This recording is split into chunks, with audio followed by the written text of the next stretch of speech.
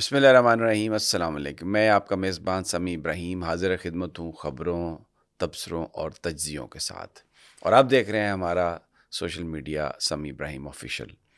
سب سے بڑی خبر جو ہے آج کی وہ D G I S P R general Sharif کی پریس کانفرنس ہے۔ طویل پریس کانفرنس، اس میں انہوں نے اس کے اگر ہم اس کو دیکھیں تو اس کے دو حصے بنتے ہیں۔ ایک حصہ تو جو خالصتاً جو ٹیررزم کے مسائل ہیں، بارڈر پر جو سچویشن ہے، جو آپریشن کیے پاکستان کی فوج نے، انٹیلیجنس بیسڈ آپریشن، کتنی ہلاکتیں ہوئیں، کتنے دہشت گرد مارے گئے، اور یہ جو ڈیٹا تھا یہ پیش کیا گیا، اور اس پر یہ حصہ مشتمل تھا جو ابتدائیہ تھا۔ لیکن پھر بعد میں جب سوال و جواب کا سلسلہ ہوا تو دوسرا جو معاملات ہیں، جو سیاسی معاملات ہیں، جن میں تحریک انصاف ہے، عمران خان ہے، دہشت گردی کی جو سزائیں ہیں، فوجی عدالتوں کی سزائیں ہیں، اس پر انہوں نے گفتگو کی ہے۔ بڑا امپورٹنٹ ہے۔ پھر مذاکرات کے حوالے سے بھی بات ہوئی ہے، وہ میں ساری آپ کو تفصیل دیتا ہوں، لیکن شروع میں اس کی ہیڈ لائنز جو ہیں وہ 2-3 ہیں۔ ایک تو سب سے بڑی بات یہ ہے کہ جو مذاکرات ہو رہے ہیں پی ٹی آئی کے حکومت کے ساتھ، اس کو خوش آئند قرار دے کر ایک طرح سے اس کو انڈورس کیا گیا، اور جو عمران خان صاحب کا یہ مطالبہ تھا کہ مذاکرات ان کے ساتھ ہوں گے جن کے پاس طاقت ہے، تو اس کے لیے یا تو فوج ڈائریکٹ مذاکرات کرے یا پھر کسی سے کہے کہ یہ ہمارے نمائندے ہیں، آپ ان سے مذاکرات کریں۔ تو اس میں آج D G I S P R نے 2 چیزیں اس میں پوری کر دی۔ ایک تو انہوں نے کہا کہ یہ مذاکرات خوش آئند ہیں، سیاسی جماعتوں کے درمیان ہونے چاہیے، تو یہ خوش آئند ہیں مذاکرات، تو ایک طرح سے انہوں نے اس بات کو انڈورس کیا۔ اور پھر دوسرا انہوں نے یہ کہا کہ حکومتوں کے ساتھ ہمارا جو تعلق ہوتا ہے اس کو سیاسی رنگ نہ دیں، یہ ایک قانونی ایک ہمارا وہ ہوتا ہے حکومتوں کے ساتھ فوج کا تعلق۔ تو ان اے وے آج جنرل شریف نے یہ اس کو انڈورس کر دیا کہ یہ جو مذاکرات ہو رہے ہیں وہ سیاستدانوں کے درمیان ہو رہے ہیں، اور اس پر وہ خوش آئند ہیں، پاکستان کے لیے بہتر ہیں۔ تو اس طریقے سے جو ایک بات ہو رہی تھی کہ پی ٹی آئی کو فتنہ خان کہا جاتا ہے، انتشاری ٹولہ کہا جاتا ہے، اس سے ہمیں اسٹیبلشمنٹ ایک قدم پیچھے آتی ہوئی نظر آئی۔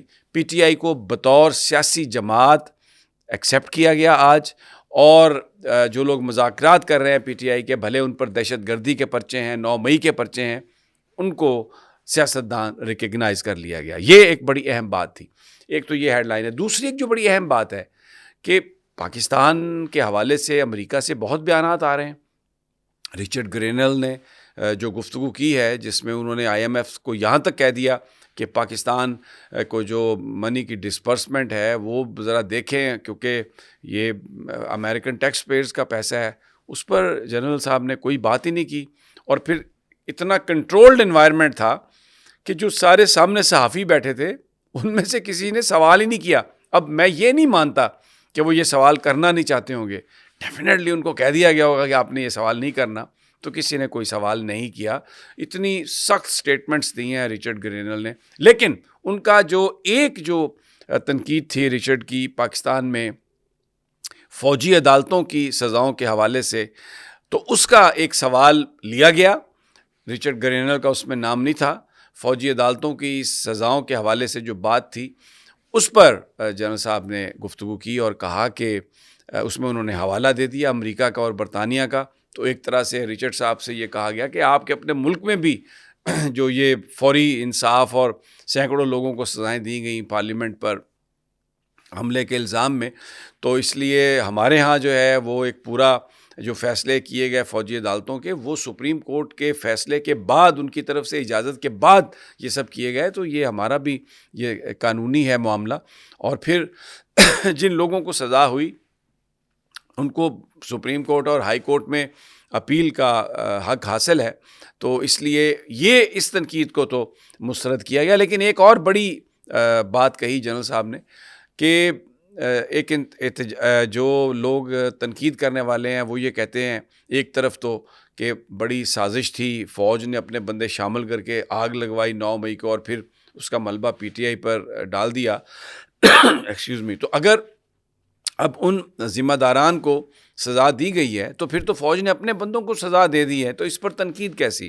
لیکن وہ ایک بات بھول گئے کہ جن لوگوں نے، جو الزام ہے وہ یہ ہے کہ جن لوگوں نے آگ لگائی، جن لوگوں نے سب کچھ کرایا، وہ تو نہیں پکڑے گئے، وہ تو غائب ہو گئے.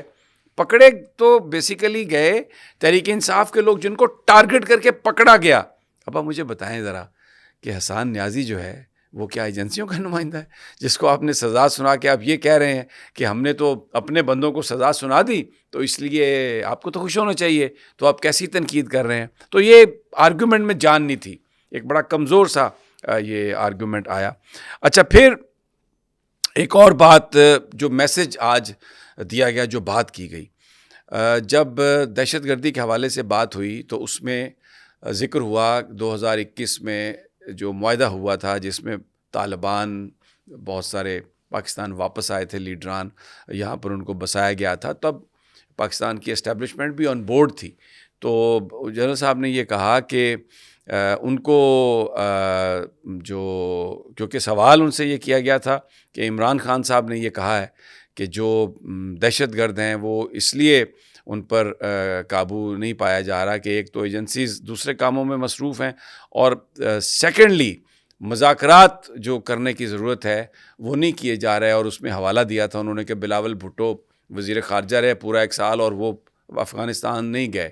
تو اس پر جنرل صاحب نے جواب دیتے ہوئے یہ کہا کہ آپ اس سے اندازہ لگا لیں کہ 2021 میں بھی کس کی یہ ضد تھی کہ مذاکرات کے ذریعے معاملہ حل کیا جائے. یعنی انہوں نے یہ ایک تاثر دیا کہ تب بھی اسٹیبلشمنٹ تو نہیں چاہتی تھی، لیکن عمران خان صاحب کے اصرار کی وجہ سے، ان کی ضد کی وجہ سے یہ سب کچھ کیا گیا. اور پھر یہ کہا انہوں نے کہ یہ جو دوغلا پن ہے سیاستدانوں کا کہ جس میں وہ جو دہشت گردی کے ایشوز ہیں جہاں بیڈ گورننس کو شہداء کے خون سے اس کا خمیازہ بھگتنا پڑ رہا ہے، تو ابھی بھی یہ اس پر بیانیاں بنا رہے ہیں. تو ان کو گڈ گورننس پر توجہ دینی چاہیے، اور یہ بیانیاں دہشت گردی جیسے جو ایشوز ہیں ان پر بیانیاں بنانے کی کوشش نہ کریں.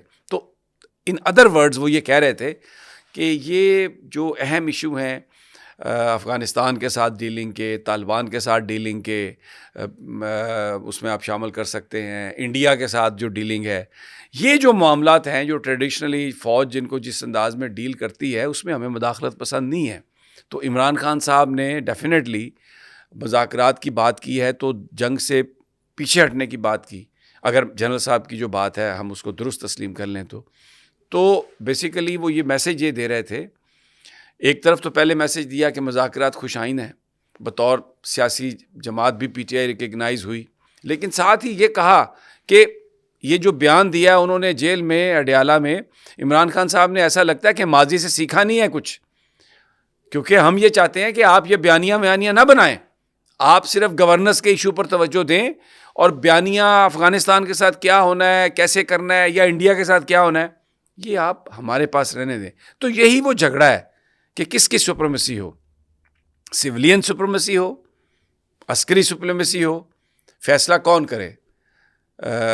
انڈیا کے ساتھ تعلقات کا آپ کو پتہ ہے ماضی میں نواز شریف صاحب یہ الزام لگاتے رہے کہ ان کی حکومتیں اس لیے فارغ ہوتی رہی ہیں کہ وہ انڈیا کے ساتھ دوستی لگانا چاہتے تھے، لیکن یہاں پر اسٹیبلشمنٹ کو ایکسیپٹیبل نہیں تھا.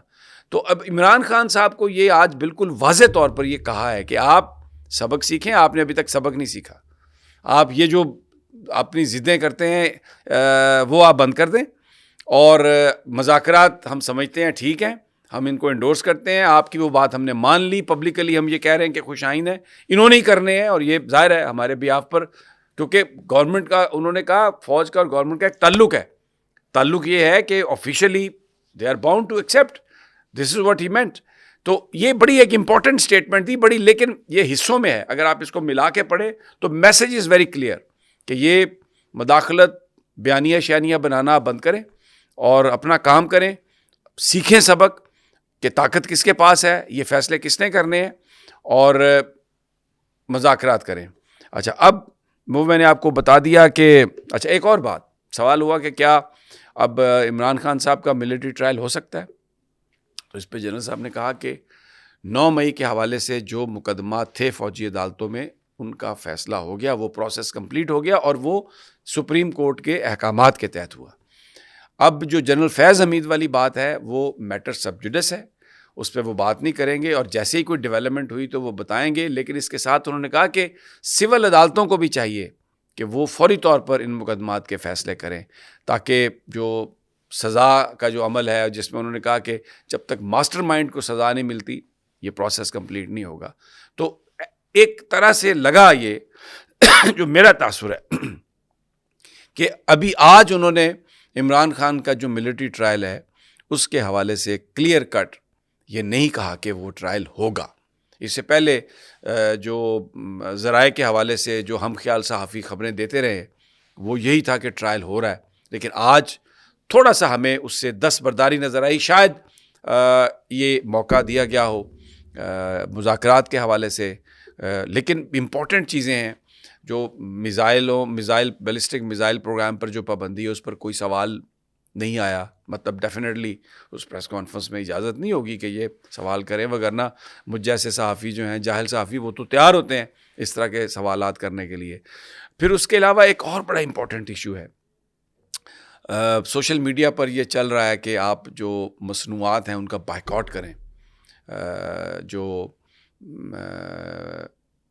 اس کے حوالے سے کوئی سوال نہیں لیا گیا، اور نہ ہی اس کے حوالے سے جنرل صاحب نے کوئی بات کی. ویسے ایک بھرپور پولیٹیکل سٹیٹمنٹ دی انہوں نے، اکانومی کے حوالے سے بھی بات کی. انہوں نے یہاں تک بھی بتایا کہ 15,000 ایکڑ زمین جو ہے اس کو کاشت کے قابل بنا دیا گیا. اب یہ ٹریڈیشنلی یہ کام فوج کے نہیں ہے، لیکن انہوں نے کمپلیٹ ایک یہ تقریر ہے جس میں پالیٹکس بھی تھی، جس میں لا اینڈ آرڈر بھی ہے، گورننس کے ایشو بھی ہیں. اسلام آباد میں میسیکر کے حوالے سے جب سوال ہوا کہ یہ بات ہو رہی ہے بہت زیادہ، تو انہوں نے وہ سارا ملبہ جو ہے اس کا انہوں نے کہا جی یہ ہم نے کچھ نہیں کیا، ہم تو صرف بلڈنگز کی حفاظت کے لیے تھے، ڈائریکٹ انٹریکشن فوج کی نہیں ہوئی.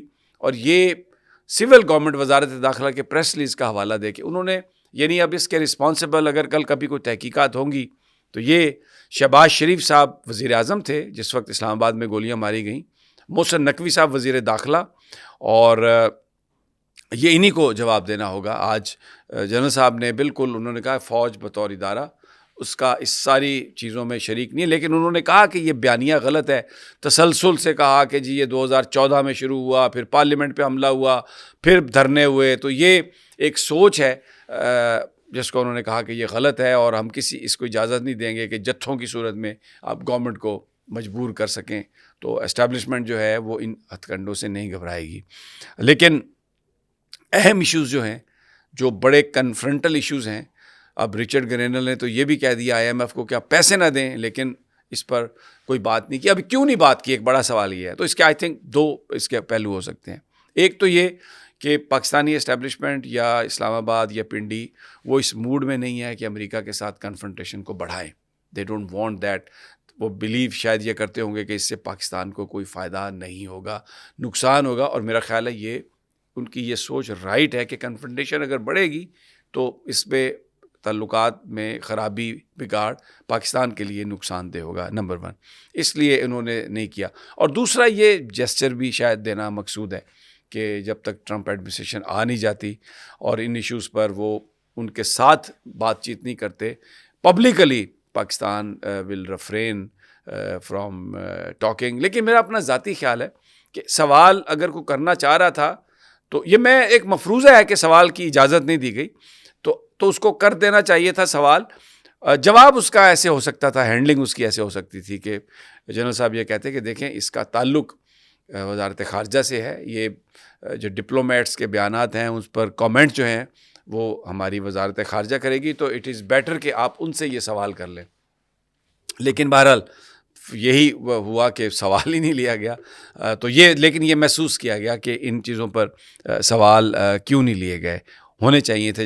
کیونکہ عمومی طور پر ماضی میں بھی سوال لیے جاتے رہے ہیں. تو آج کی پریس کانفرنس کا جو وہ کہتے ہیں نا کہ حاصل محفل شعر جو تھا، حاصل مشاعرہ شعر، وہ یہی تھا کہ مذاکرات خوشائن ہیں، اور یہ سیاسی جماعتوں کا ہی کام ہے مذاکرات کرنا، اور وہ کر رہے ہیں. اور پھر جب سیاسی جماعت کہا تو اس کا مطلب ہے کہ PTI recognized as political party, حالانکہ ان کے پاس انتخابی نشان نہیں ہے. اور پھر یہ بھی اس پہ میسج ہے کہ آپ ضد نہ کریں، افغانستان، انڈیا اور یہ جو سیکورٹی ریلیٹڈ ایشوز ہیں وہ ہمیں ہی آپ کرنے دیں. آپ بیانیہ نہ بنائیں, آپ صرف گورننس پہ توجہ دیں. اور اسلام آباد میسیکر جو بھی ہوا اس کی رسپانسبلٹی ڈائریکٹلی بالکل پولیس پر ہے, انتظامیہ پر ہے, سول انتظامیہ پر, کیونکہ فوج صرف بلڈنگز کی حفاظت پر تھی اور ان کے پاس شاید اسلحہ بھی ایسا نہیں تھا جس سے گولیاں چلائی جا سکیں. یہ جنرل صاحب کی جو بات مجھے سمجھ میں آئی. تو جناب اگلی ویڈیو تک اجازت, انشاءاللہ جلد ملاقات ہوگی. اللہ نگہبان.